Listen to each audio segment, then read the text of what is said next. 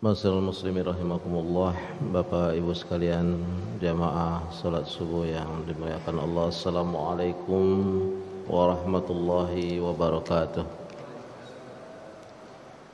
Alhamdulillahirabbil alamin wa bihi nasta'inu ala umuri dunya waddin, wassalatu wassalamu ala asrafil anbiya'i wal mursalin wa ala alihi wa ashabihi wa man tabi'ahum bi ihsanin ila yaumiddin, amma ba'du.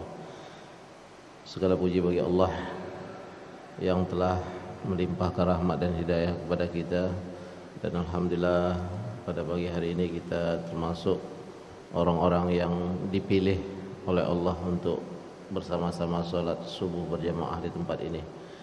Kemudian sekian banyak orang mukmin kita juga yang terpilih untuk bisa melangkahkan kaki untuk sama-sama mendalami kitab-kitab Allah, mendalami kitab Allah dan apa yang diberikan oleh Rasulullah berupa hadis-hadisnya. Mudah-mudahan apa yang diberikan oleh Allah berupa kesehatan dan kesempatan ini menjadikan kita orang-orang yang senantiasa dekat kepada Allah dengan nikmat-nikmatnya. Amin, amin ya rabbal alamin. Salawat dan salam pada junjungan Nabi Muhammad sallallahu alaihi wasallam.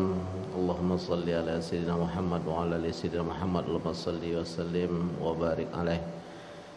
Kita bermohon pada Allah agar apa yang kita ucapkan, apa yang kita baca dari selawat dan salam pada Rasulullah SAW pada kehidupan kita di dunia ini, mudah-mudahan kita termasuk dari umat Nabi Muhammad yang mendapatkan syafaat beliau fil yaumil akhir. Amin, amin ya rabbal alamin.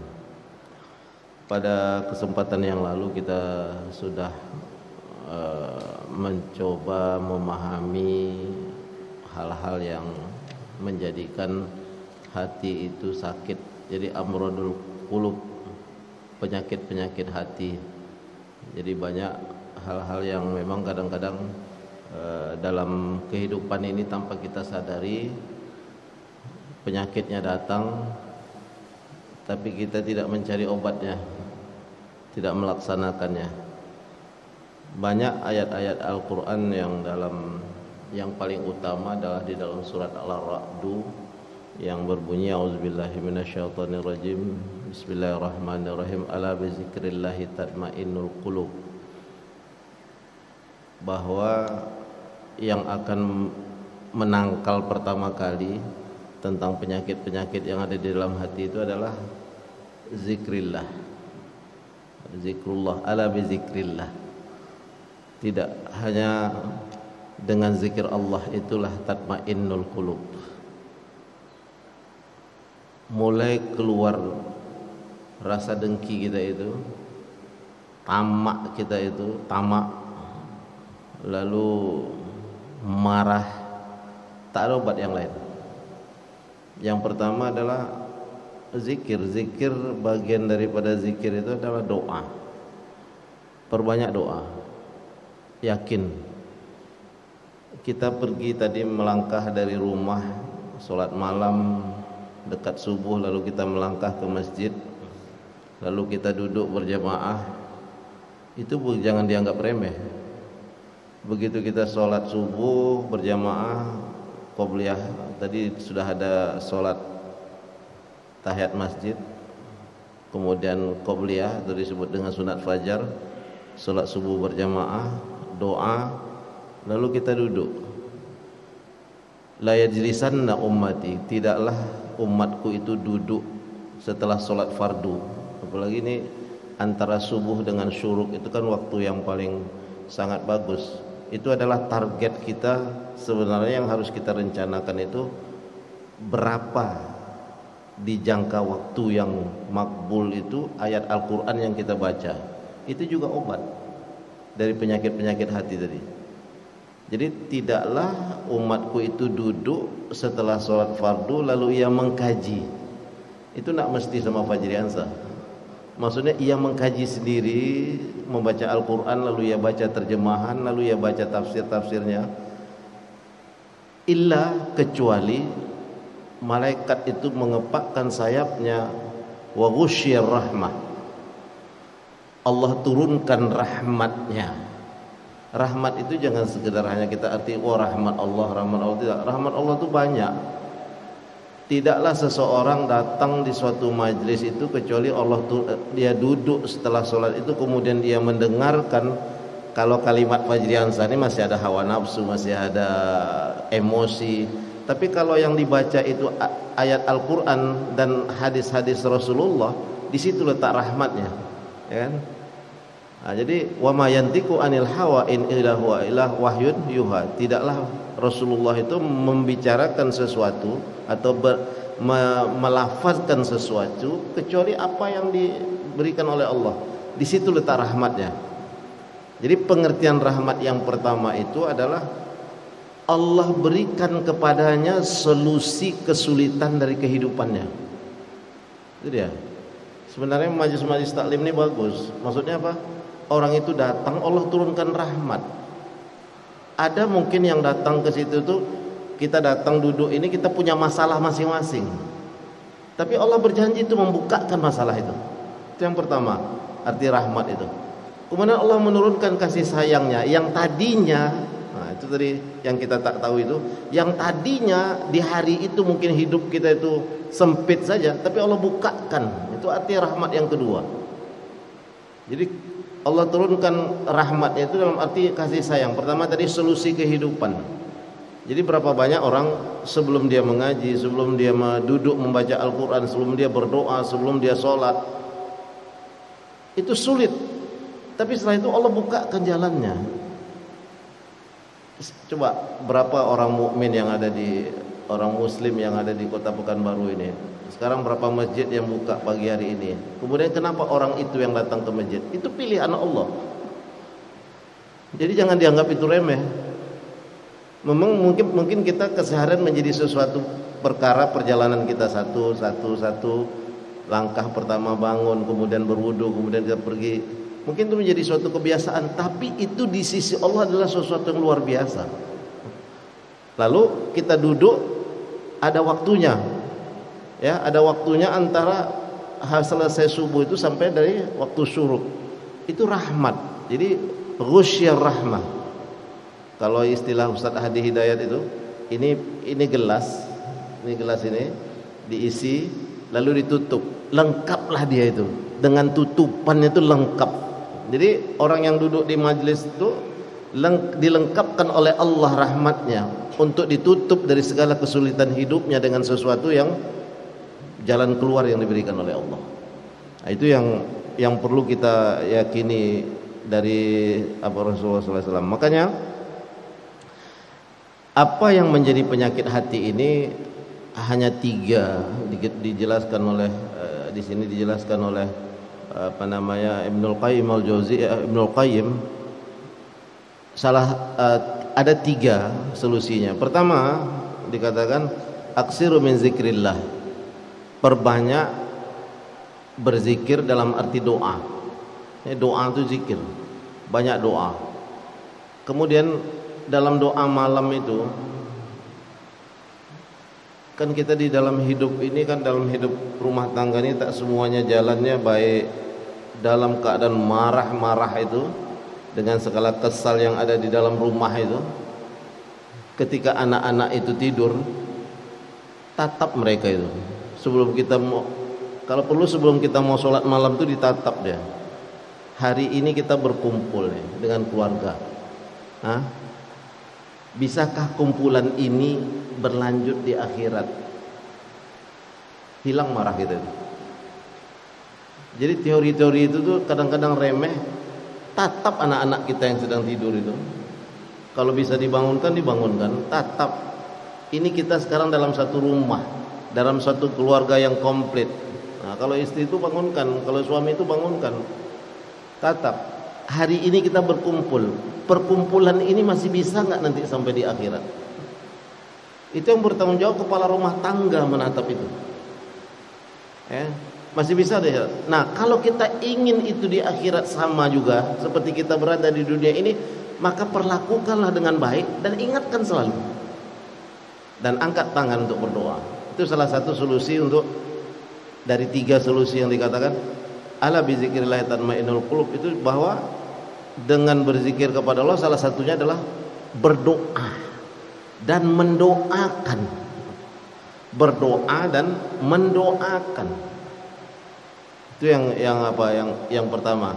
Jadi berdoa dan mendoakan. Itu adalah. Kemudian sesi yang kedua adalah jika hal-hal itu muncul pada hati kita, dengki, kemarahan, kemudian segala penyakit yang ada di dalam hati inilah, penyakit-penyakit hati itu, ya kan, kesombongan, mulai merasa lebih, orang lain sesuatu yang remeh saja. Perbanyak sholat, karena sholat itu adalah doa.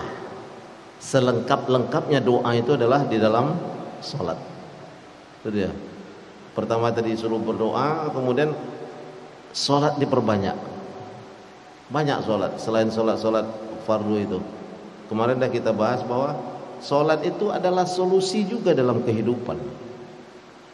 Kita meminta dengan berbagai masalah, kemudian kita melakukan sholat, memohon kepada Allah, ya kan? Setelah sholat itu ada lagi, kita tambah lagi dengan doa. Karena salah satu juga doa yang diterima oleh Allah, yang dimakbulkan adalah setiap selesai sholat fardu, perbanyak minta kepada Allah itu. Karena itu menenangkan hati, nanti hilang hasut.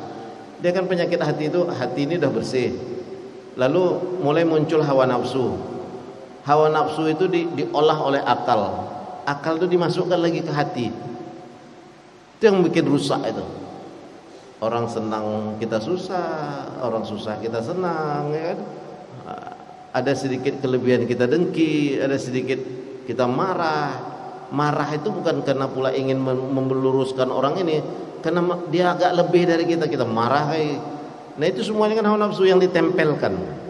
Makanya tadi doa, sholat yang kedua, perbanyak sholat, kemudian mohon kepada Allah untuk menerangkan hati itu. Rahmat itu niscaya turun. Ghasyir rahmah itu Allah turunkan macam hujan lebat, itu rahmatnya kepada kita. Dan dibukakan oleh Allah kesempitan dari kehidupan itu, ya kan? Kesempitan dari kehidupan itu solusi daripada kesempitan hidup yang pernah kita lakukan. Allah tidak akan pernah memilih sesuatu yang diturunkan kepada kita kecuali kita membutuhkan itu. Ya. Dan hidup itu dengan segala macam kesulitan dan musibah itu Allah ingin meningkatkan. Liyabluwakum ayyukum ahsanu amala. Ayat itu sering kita baca, tapi memang prakteknya bukan mudah.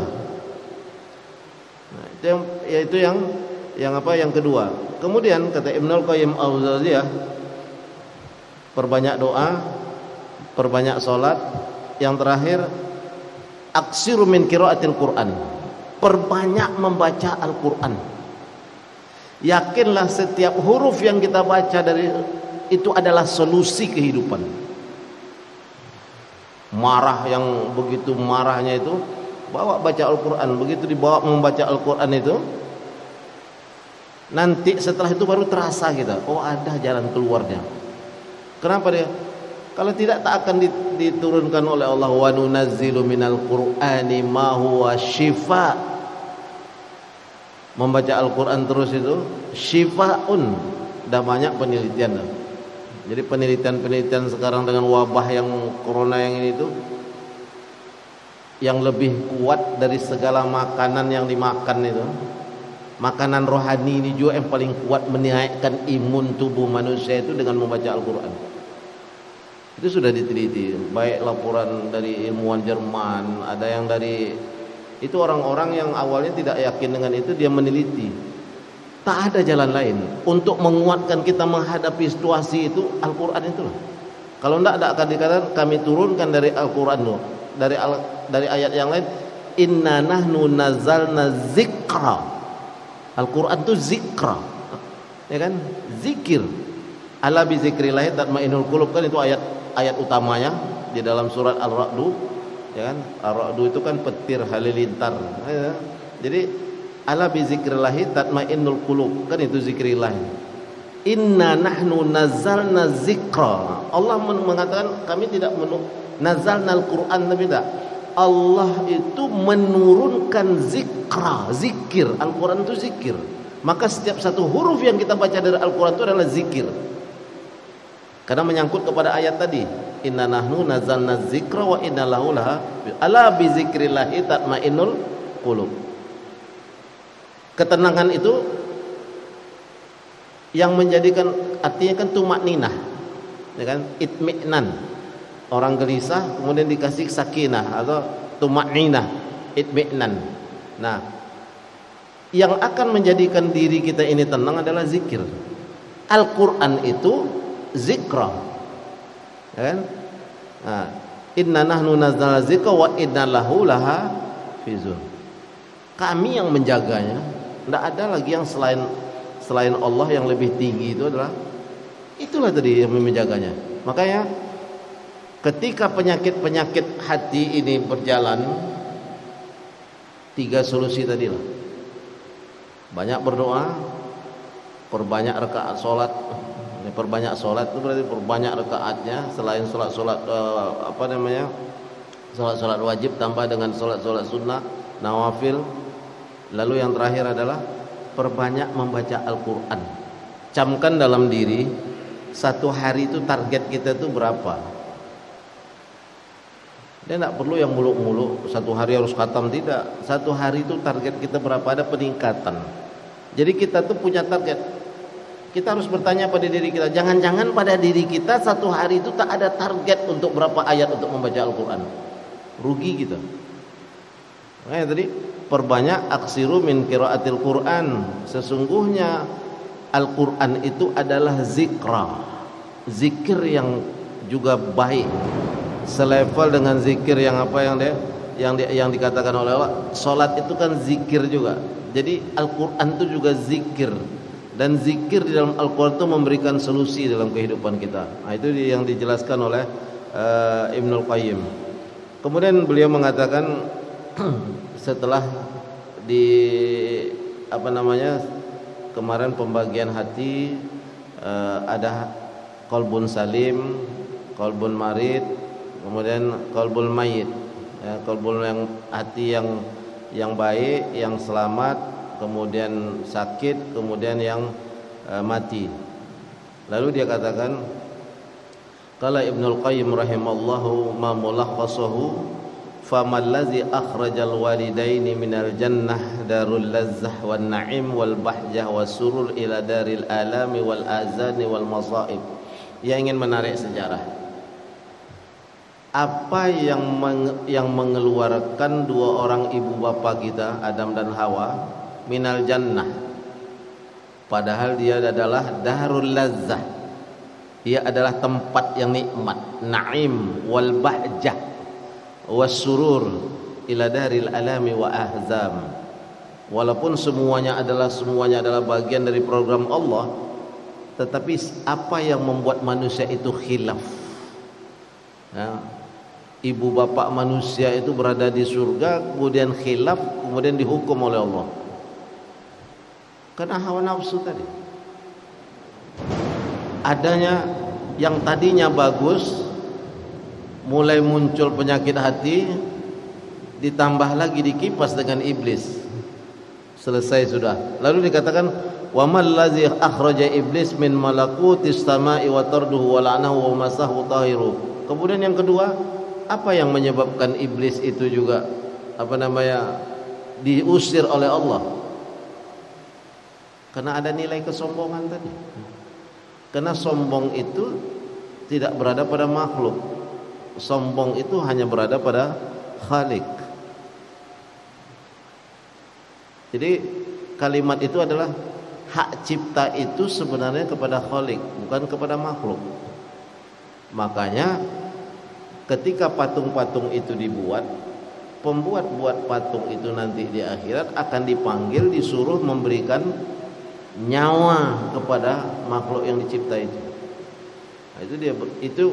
Nah, itu tidak ada lagi perselisihan antara para ulama. Jadi membuat patung makhluk hidup itu lengkap, itu sudah kesepakatan para ulama bahwa diharamkan. Itu yang jelas dalam kalimat itu. Maka kata Ibnu Qayyim, fahana 'ala Allah ghayatul hawan wa saqata min rahmatihi ghayatus sukut. apabila Allah telah mencabut rahmatnya kepada makhluk, maka makhluk itu akan hina sehina-hinanya. Itu iblis. Jadi Allah tak turunkan lagi rahmatnya kepada iblis.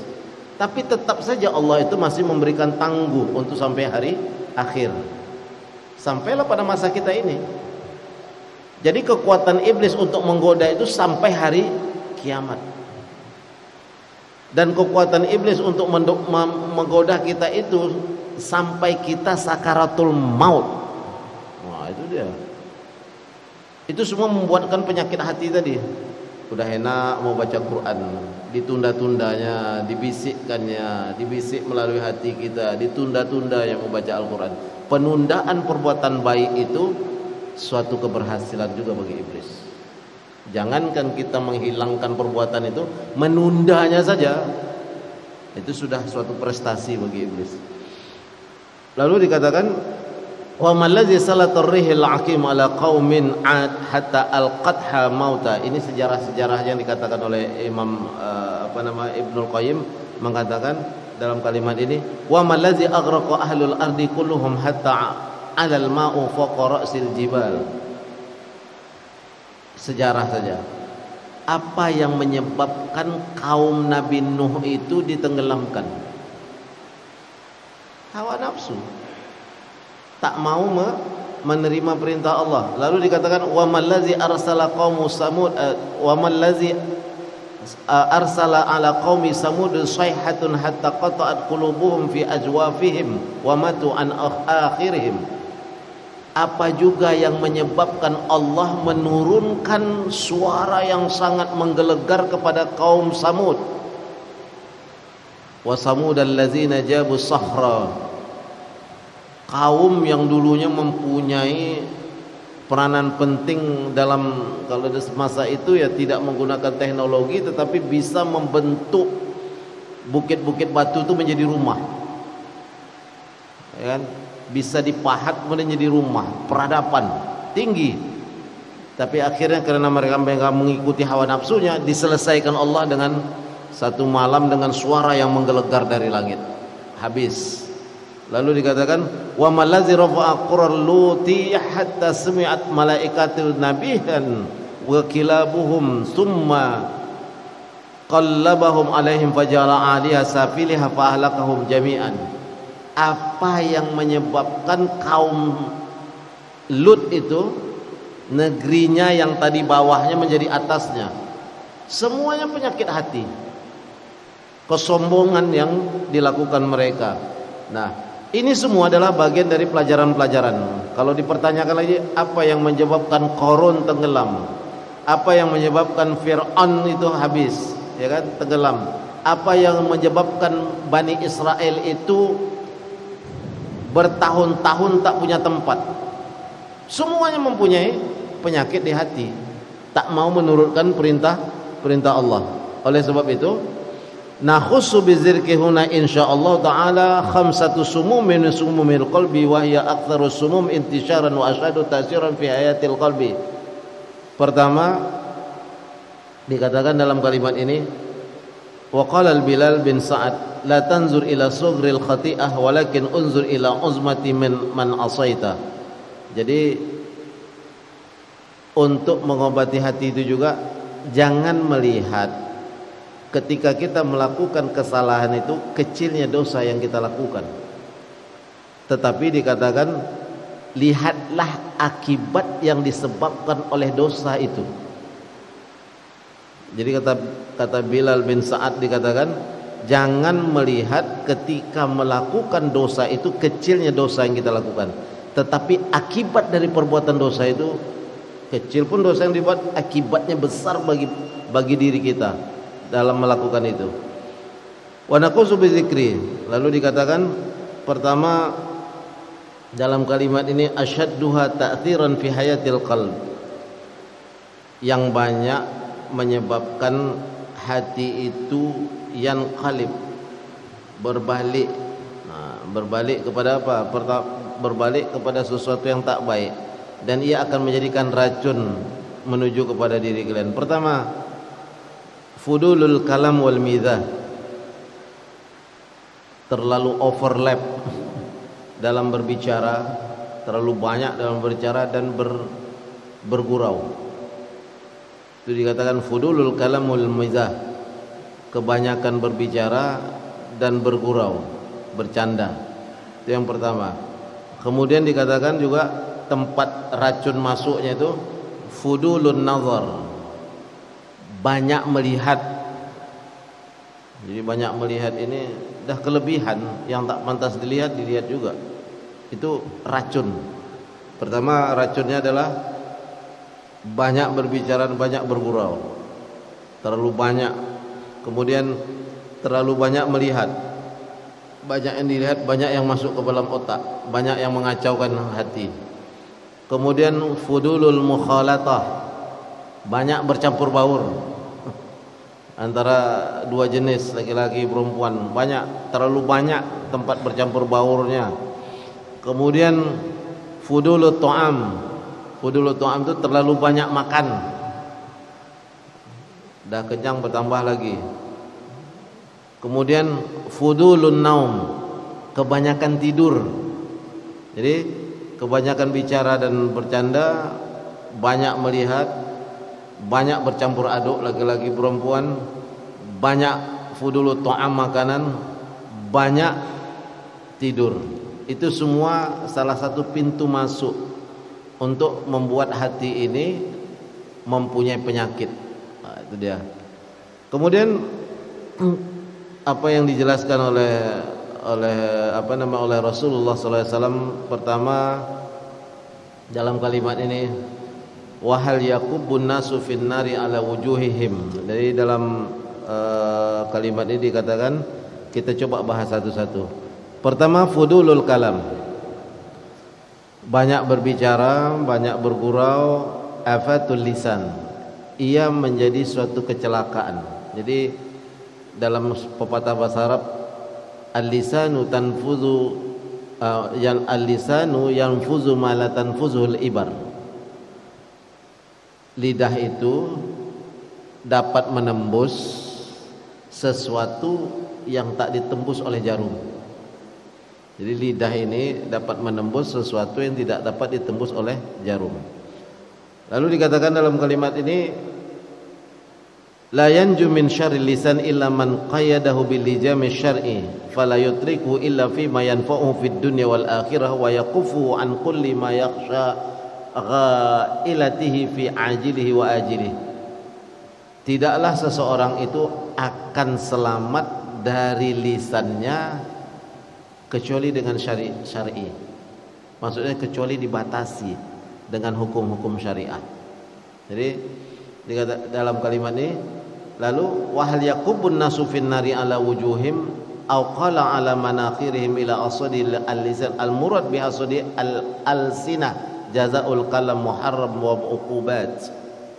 Jadi banyak di akhirat nanti manusia-manusia itu dihukum wajahnya itu, kalau di sini wujuh, lisannya, wajahnya karena kesalahan lidah. Maka beberapa hadis Rasulullah SAW, pertama dari riwayat Tirmizi mengatakan, waqad warada fi fadli sumti ahadits katsira min hadis Sufyan bin Abdullah An-Naqshi As-Saqafi berkata, qala Rasulullah sallallahu alaihi wasallam, qultu ya Rasulullah ma akhwafu ma takhafu alayya. Ya Rasulullah, kata Abdullah As-Saqafi, apa yang engkau paling takutkan pada diriku? Maka dikatakan oleh Rasulullah sambil memegang lidahnya, hadza wa akhadha bilisanihi, ini lidah. Kemudian wa fi kitabil iman, dalam Sahih Bukhari, al-muslimu, qala Rasulullah sallallahu alaihi wasallam, al-muslimu man salimal muslimuna min lisanihi wa yadihi. Sesungguhnya orang muslim itu adalah orang-orang yang selamat, ya, man salimal muslim, orang yang menyelamatkan muslim yang lain dari lidah dan tangannya. Jadi hakikat pencurian dengan lidah itu disamakan, apanya, kategori akibatnya. Qultu ya Rasulullah man najah, Bagaimana supaya kami selamat dari itu? Lalu dikatakan oleh Rasulullah, imsik alaika lisanak, tahan lidahmu agar kamu tidak melakukan sesuatu maksiat dengan lidahmu. Kemudian di hadis yang lain dijelaskan oleh Rasulullah SAW dari masih riwayat Bukhari, man kana yu'minu billahi wal yaumil akhir. Ini yang biasa hadis yang selalu ini kan, falyakul khairan aw liyasmut. Barang siapa yang beriman kepada Allah dan hari akhir. Kenapa keimanan itu selalu Allah, hari akhir? Allah Maha melihat dan mengawasi. Sikit atau banyak yang kita lakukan semua tercatat. Kecil besar semua tercatat. Lalu kenapa selalu dihubungkan keimanan kepada Allah dengan keimanan? Itu kan keimanan yang gaib semua itu. Iman itu kan gaib pasti. Iman kepada Allah dan iman kepada akhir. Allah diyakini sebagai yang Maha melihat dan Maha mengetahui. Lalu kenapa hari akhir? Karena kita pertanggungjawabkan semuanya di hari akhir apa yang kita lakukan. Makanya selalu dihubungkan, man kana yu'minu billahi wal yaumil akhir falyukrim daifahu. Ya kan? Barang siapa yang beriman pada Allah dan hari akhir, hendaklah ia menghormati tamunya. Kenapa tamu? Tamu itu membawa keberkahan di rumah. Jadi kita melayani itu membawa keberkahan tanpa kita sadari. Maka celakalah orang-orang yang selalu menolak tamu. Kalau dalam kalimat ini, barang siapa yang beriman kepada Allah sebagai pengawasan, lalu beriman kepada hari akhir sebagai tempat mempertanggungjawabkan apa yang dia lakukan, hendaklah falyakul khairan, hendaklah berkata-kata dengan sesuatu yang baik, aw liyasmut, atau diam. Diam itu menahan kan, menahan. Ada sesuatu yang kita mau sampaikan tapi langsung hati kita mengatakan jangan, tahan. Jadi liyasmut atau diartikan diam. Wa huwa min jawami'il kalimihi sallallahu alaihi wasallam wa fihi amrun biqaulil khair. Di situ adalah hentakan Rasulullah itu, hendaklah ia berkata-kata sesuatu yang baik. Itu dia. Lalu Allah juga menjelaskan dalam surat Qaf ayat 18, itu yang ayat yang paling terkenal, auzubillahi minasyaitonirrajim, ma yalfizu min qaulin illa ladaihi raqibun atidun. Dah lengkap itu, dicatat semuanya. Tak ada satupun kalimat itu yang tak tercatat. Makanya terkadang di akhir hayat seseorang itu, menjelang sakaratul maut itu, ada sesuatu yang aneh yang dilakukan yang menjadi kebiasaan hidupnya. Makanya tadi mulai dari, kalau orang ini sekarang ini, itu pula fikih yang berubah sekarang ya. Orang kalau udah sakit kena wabah ini tak dapat pula lagi orang dekat-dekat dengan orang ini, mau sakaratul maut, mau jadi jenazah dia, itu kan berubah sudah kan hari ini. Makanya kita ini sekarang di masa-masa yang seperti ini kalau ada yang sakit-sakit itu perbanyaklah memberikan ini. Karena ketika sakit itu sudah ini dengan wabah, tak ada lagi yang mendampingi. Makanya orang-orang yang mendampingi orang-orang sakitnya orang-orang yang bisa menyimpan. Terkadang ada di akhir hayatnya itu kebiasaan hariannya yang terucapkan. Dia tidak sengaja karena kebiasaan. Makanya kebiasaan orang ini buruk atau baik di akhir hayatnya itu nampak.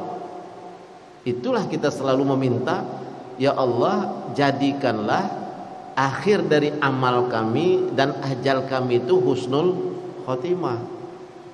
Cuma kalau kita hanya meminta, fenomena ini tidak kita jalani untuk menuju sakaratul maut itu, juga tidak akan tercapai dia.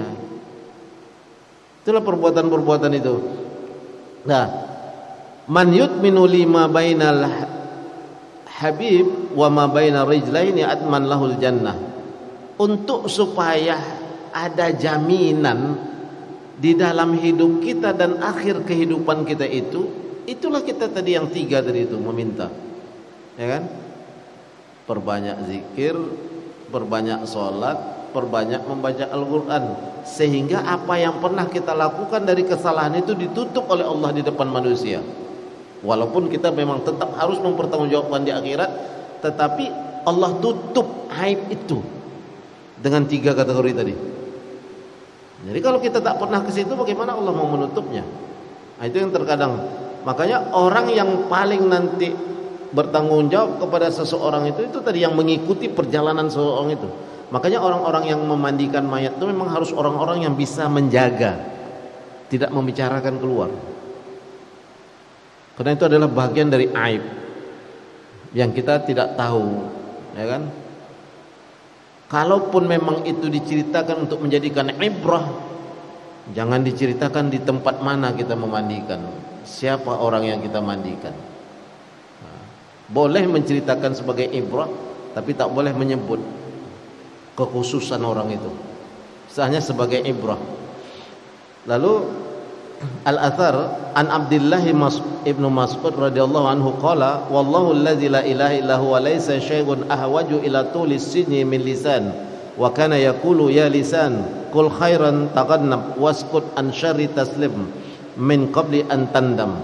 Jadi Ibnu Mas'ud pernah mengatakan begini, wallah, demi Allah, allazi la ilaha illa huwa, yaitu Allah yang tiada Tuhan atau tiada ilah selainnya, laisa syai'un ahwat, tak ada sesuatu yang lebih bahaya, ila tulis sijnin, tidak ada yang lebih berbahaya yang akan menjadikan kita terpenjara kecuali lidah ini. Makanya di dalam kitab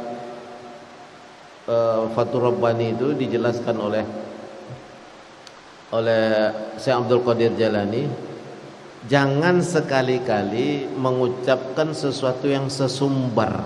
Nah, bahasa-bahasa kita sesumbar, yang kadang kita tak teringat lagi apa yang kita ucapkan. Lalu kita berdoa kepada Allah, kemudian kita merasa kok doa kita ini ada yang menghalangi, tapi kita lupa.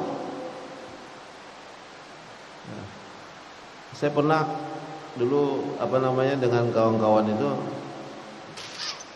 merasa gitu ya, kisah kita dengan kawan-kawan itu merasa dari Mesir pergi haji, kemudian melihat orang-orang awam, kita merasa lebih tinggi. Maksudnya ya sudah, nanti habis tawaf ini kita kumpul di mana? Biasanya kan kita gitu. Ini kisah ini aja muncullah dari kadang-kadang tidak kita ucapkan di hati masing-masing aja. Mungkin ya sudahlah, nanti mudah itu karena kita mikir kita bisa bahasa Arab, sesat pun kita bisa bertanya kan itu. Jadi kita habis tawaf itu jam berapa? Jam sore, asar. Tawaf itu sebentar, tak keluar dari masjid sampai malam, tidur di masjid itu. Habis subuh barulah kita menyadari ada sesuatu. Itu udah minta sama Allah tunjukkan jalan keluar, tidak dapat juga. Kenapa?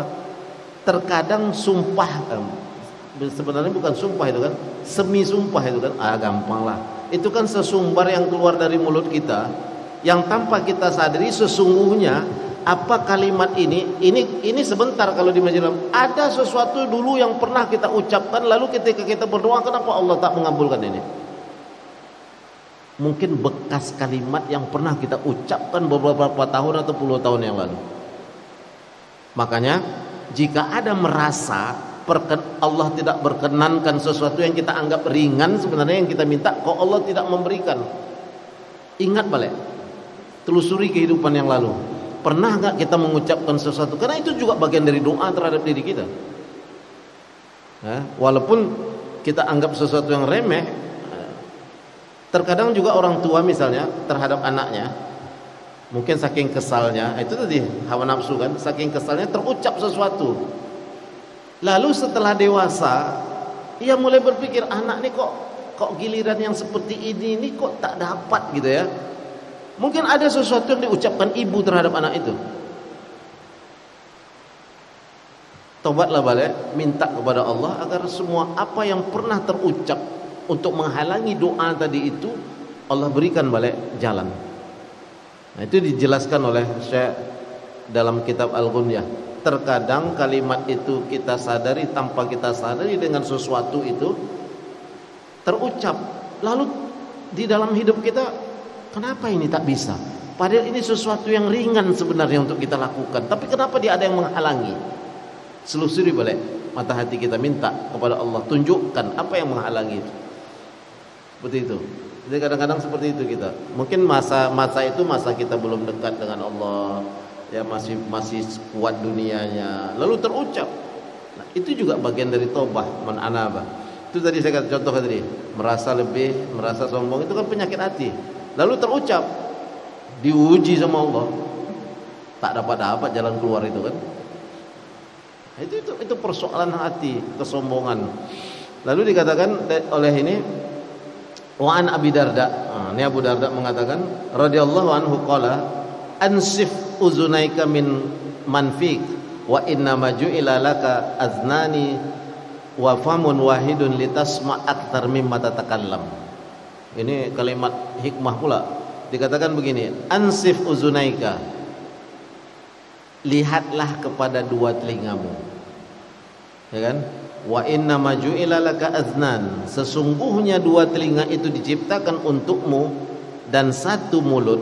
Nah, itu jadi wa inna ma ju'ila laka aznan, sesungguhnya dijadikan dua telinga bagimu dan satu mulut agar kamu lebih banyak mendengar daripada berbicara.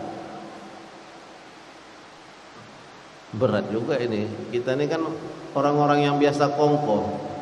Biasanya negeri-negeri yang banyak kedai kopi itu kan lebih banyak berbicaranya kan. Berat itu. Bukan sedikit. Bukan saya katakan Indonesia saja. Di Mesir itu memang kedai kopi itu dinama dengan kahwaji. Jadi orang berkumpul. Nah, indahnya dulu kawan-kawan Ikhwanul Muslimin itu, jadi Said Qutb itu ataupun Hasan Al-Banna itu, dia duduk di kedai kopi itu. Dia dengar keluhan-keluhan itu. Lalu tanpa terasa dia berdakwah. Sebanyak kamu minum, sebanyak kamu minta kepada Allah. Akhirnya orang-orang itu terbawa, minum juga, berubah alamnya itu gitu. Nah, itu.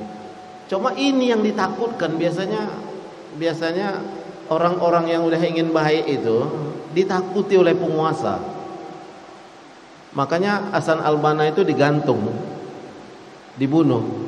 Kemudian Said Qutb juga dibunuh. Said Qutb ini dulu asalnya adalah sosialis, dikirim oleh Jamal Abdul Nasir untuk mempelajari segala kapitalis di Amerika.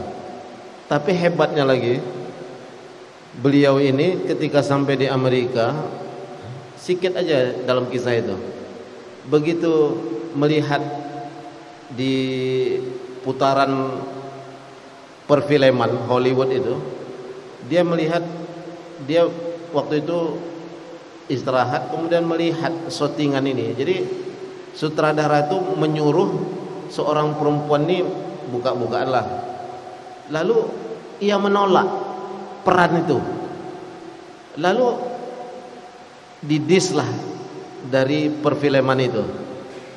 Lalu mulai berpikir Said Qutb, seburuk-buruknya manusia, kalau di hatinya itu masih ada rahmat Allah, maka ia tak akan mau melakukan maksiat itu. Padahal dia sudah di dalam maksiat itu.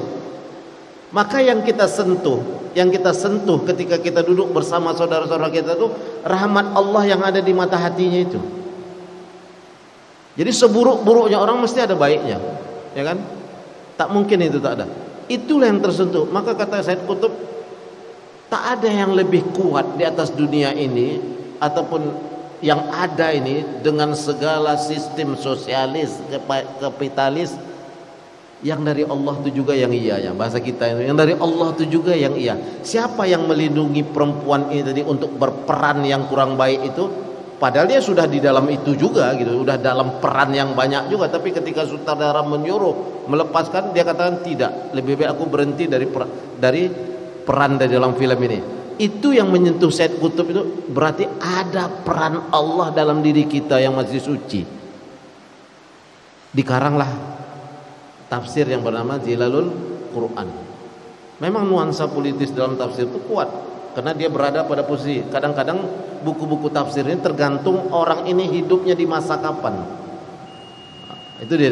Jadi apa yang dikatakan oleh Abu Darda, insif uzunaika, sifati lihat kedua telingamu, ya. Kemudian wa inna maju'ilal uzunain, sesungguhnya dijadikan uzunani, telinga dua telinga ini dengan satu mulut, litasma' aksar mimma tatakallam, untuk kamu lebih banyak mendengar daripada berbicara. Ya, ini mempunyai sifat-sifat tertentu. Sedikit lagi ya. Kemudian Hasan Al-Basri tentang lisan ini. Kanu yaqulun, sesungguhnya ia mengatakan, Hasan Al-Basri mengatakan, inna lisanul mu'min wara'a qalbihi, fa iza arada ayatakallam bi syai'in tudabbiru bi qalbihi summa amdah, wa inna lisanil munafiq amama qalbihi, fa iza hum bi syai'in amdahu bi lisani wa lam yatadabbar bi qalbihi. Dikatakan begini oleh Hasan Al-Basri, sesungguhnya lisannya orang-orang mukmin itu berada di belakang mata hatinya. Ya, lisan orang mukmin itu berada.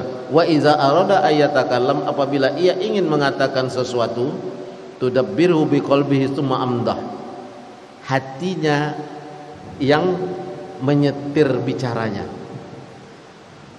Berbeda. Sesungguhnya lisannya orang munafik itu berada di depan hatinya, mata hatinya. Apabila mereka berbicara sesuatu tentang sesuatu dengan lidahnya, ia tidak dikontrol oleh mata hatinya, maka apa yang disampaikan orang munafik ini tak sesuai dengan perbuatannya. Orang mukmin itu, nah ini tadi intinya adalah lidah orang mukmin itu berada di belakang hatinya, maka ketika ia bicara mata hatinya yang mengontrol. Orang munafik lidahnya di depan hatinya, ia berbicara hatinya tak mengontrol, makanya apa yang dibicarakan selalu bertentangan dengan apa yang dia lakukan. Itu kata Hasan Basri. Sikit lagi ya. Fa'lam anna sababu kasratu afatul lisan minal khata' wal kizib wal ghibah wa namimah wa riya' wa nifaq wal fahsy wal mir'ah tazkiyatun nafsi wa khudul fil batil khusumah wal fadlu wa tahrib wa ziyadah wa nuqsan wa iza'il khalqi wa hadkil awrad fa hazi afatun katsirah wa hiya siyaqatuhu ila lisan la taskulu alaihi wa laha halawatul qalbi wa alaiha wa bawa'isut tab'i minasyaitan ala fa inna zikrallaha tatma'innul qulub. Jadi dikatakan sekian banyaknya yang disebabkan oleh lidah, baik penyakit riya, kemunafikan, kemudian kesombongan, kemudian menjatuhkan orang, tahrif. Ya, tahrif itu menyelewengkan. Jadi menyelewengkan apa yang ada dalam kitab Allah dan apa yang ada dalam hadis Rasulullah sallallahu alaihi wasallam. Tidak ada obatnya kecuali kamu perbanyak ingat kepada Allah. Ala bizikrillah. Tumakninah itu akan dapat apabila zikir kepada Allah itu kita perbanyak. Aksiru minaz zikrillah. Perbanyak kamu mengingat Allah, karena Allah akan mengontrol hatimu dan hatimu akan mengontrol apa yang menjadi perbuatanmu. Maka ini yang dijelaskan dalam buku ini Fudulul Kalam, kebanyakan berbicara dan kebanyakan bercanda.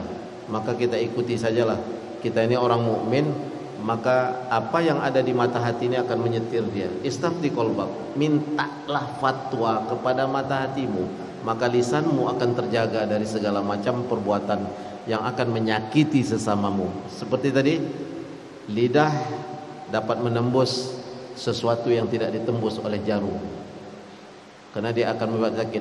Kemudian kalau Imam Syafi'i mengatakan sesungguhnya hati itu laksana cermin, kazzujat. Tapi apabila ia tersakiti, kan cermin itu kalau pecah bisa sih dengan zaman sekarang ini disatukan balik, tapi retaknya kan payah untuk menyatukan. Makanya lidah itu akan menyakiti seseorang. Jadi kalau udah sakit itu mungkin bisa baik, tapi untuk bisa seperti dulu lagi payah kan itu. Nah, itu dia kazujat ya, iza tanafara wadduha, apabila ia berkeping-keping, walaupun ada alat yang bisa menyatukannya kembali, retaknya masih tetap. Nah, yang bisa mengobati ini kedekatan kepada Allah, zikir, sholat, dan bacaan Al-Quran kita kepada Allah, agar kita diberikan kemampuan untuk menghalangi itu. Ya, itu yang terpenting dalam hidup. Ini baru di dalam kalimat ini al-kalam fi ma la ya'ni. Kita perkecil pembicaraan, jangan berbicara sesuatu yang tidak menjadi tanggung jawab kita. Mudah-mudahan kita berada dalam keadaan yang dilindungi oleh Allah, dan pembicaraan kita itu dapat menjadi sesuatu yang mendekatkan diri kita kepada Allah. Mudah-mudahan tak ada yang bertanya ya. Itu saja yang dapat saya sampaikan pada kesempatan pagi hari ini. Kita mohon rahmat dari Allah, dan kita senantiasa dilindungi oleh Allah dari segala wabah dan penyakit.